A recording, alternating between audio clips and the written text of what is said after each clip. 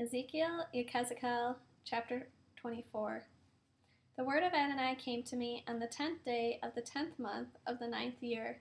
Human being, write down today's date, because on this very day the king of Babel has begun his attack on Yerushalayim. And tell this allegory to these rebels. Say that Adonai Elohim says, Put a pot on the fire, put it there, pour water in it, put in it pieces of meat, all the best parts, the thigh, the shoulder, fill it with the choicest cuts, taken from the pick of the flock, and pile the bones underneath. Bring it to a rolling boil till it's all cooked, even the bones. Therefore, Adonai Elohim says, Woe to the city drenched with blood, to the pot whose scum is in it, and whose scum has not been removed.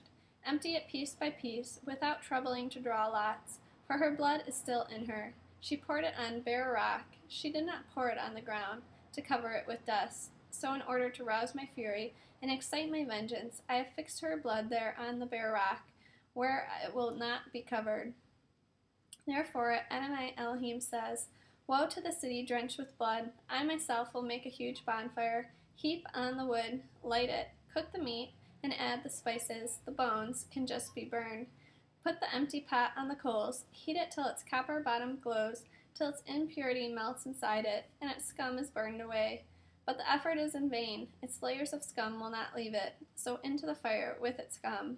Because of your filthy lewdness, because you refuse to be purified, when I wanted to purify you, now you will not be purified from your filth, until I have satisfied my fury on you.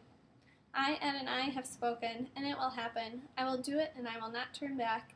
I will not refrain or spare or relent.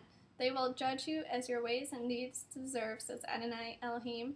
The word of Adonai came to me, Human being, with a single blow, I am about to deprive you of the delight of your eyes. But you are not to lament, weep, or let your tears run down. Sigh silently. Don't observe mourning for the dead. Bind your turban on your head. Put your sandals on your feet. Don't cover your upper lip, and don't eat the food people prepare for mourners. I spoke to the people in the morning, and that evening my wife died. So I did the following morning, as I had been ordered. The people asked me, Won't you tell us what these actions of yours mean for us? I answer them.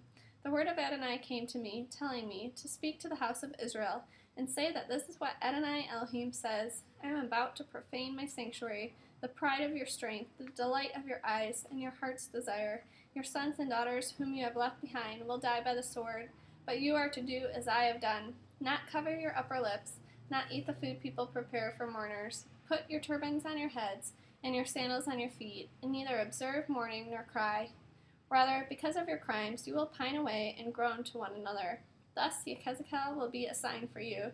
You will do just what he has done, and when this happens, you will know that I am Adonai Elohim. As for you, human being, on the day when I take away from them their stronghold, their crowning joy, the delight of their eyes, their heart's desire, their sons and daughters, on that day a fugitive will come and bring you the news, and on that day your mouth will be open for you to speak to the survivor and no longer be silent. In this way you will be a sign to them, and they will know that I am Adonai.